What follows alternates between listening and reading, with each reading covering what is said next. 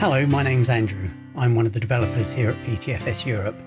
What's on my mind this week is Rapid ILL. Some of you may be aware of the Rapid ILL service and some of you may be using it. Well, the good news is that Koha now has an integration that will allow your users to place requests within Koha for Rapid ILL items. So let's take a look. Okay, so here we are in the OPAC and we're going to imagine we're a user who wants to place an interlibrary loan request. So we go into your account, interlibrary loan requests as normal, and then we create a Rapid ILL request. So we're presented with a form, and Rapid ILL provides 3 different material types to choose from.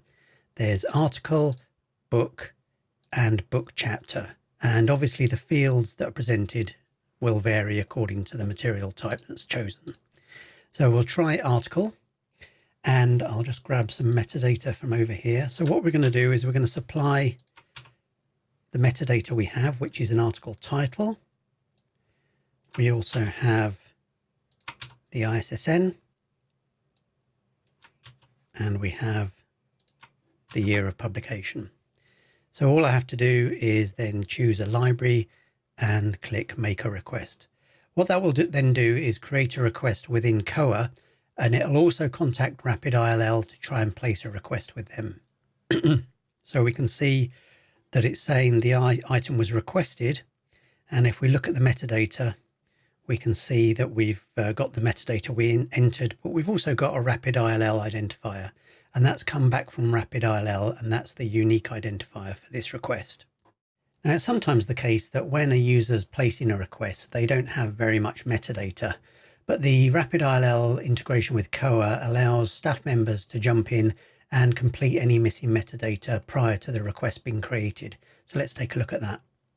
So if a user came along and entered some metadata, so we'll enter an article title and we'll enter an ISSN.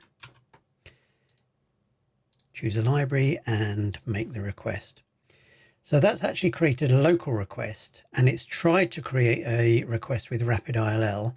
That will have failed, but as far as the user's concerned, they've done as much as they can do. They've placed the request with the metadata that they had. So they can see that the status here is new request. And if they look in the request, they can see that the metadata is here.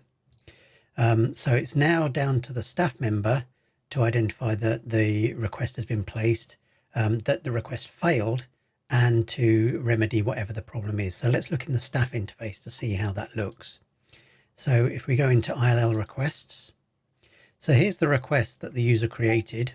We can see that its status is new request.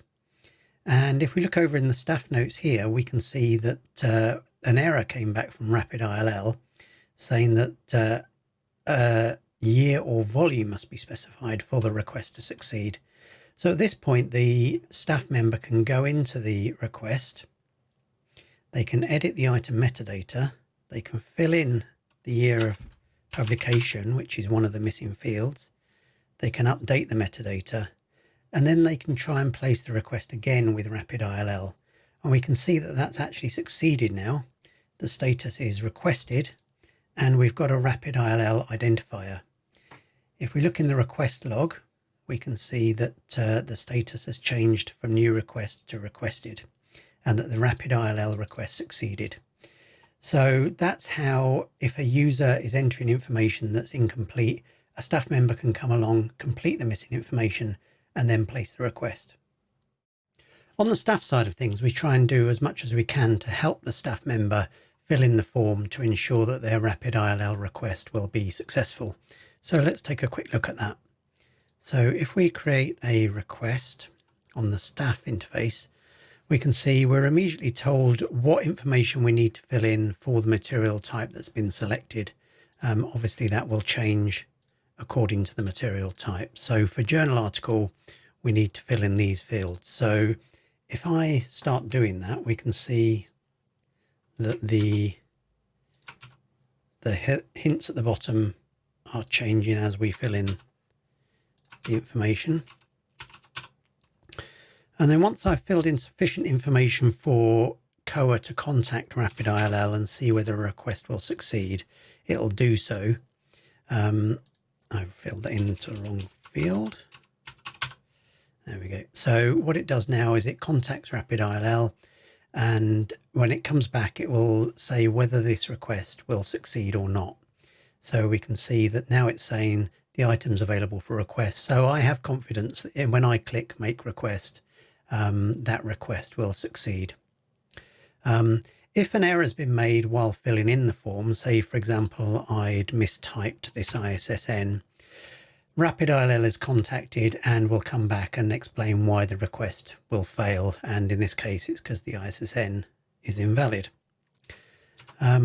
We saw in the OPAC side of things how if a request is for an item that is already available, that request will not succeed because the item can't be requested, and that happens in the staff side of things too. So if I just fill that in now,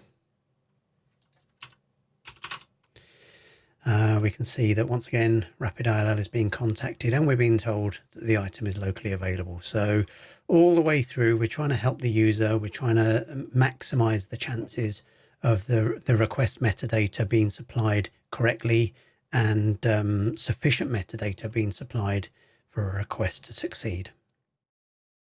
Finally, we'll take a quick look at the RapidILL request log that we pull into Koha as part of the integration. So if I go to ILL requests and then manage a request that's been placed, we can see down at the bottom that we're seeing a live view of the request log that's come from RapidILL that gives us the current status with them. So we can see here that the request is pending. It gives the details of the branch name of the library that the item is coming from, and that's always been updated. So whenever you view a request within Koha, you're always seeing the latest status.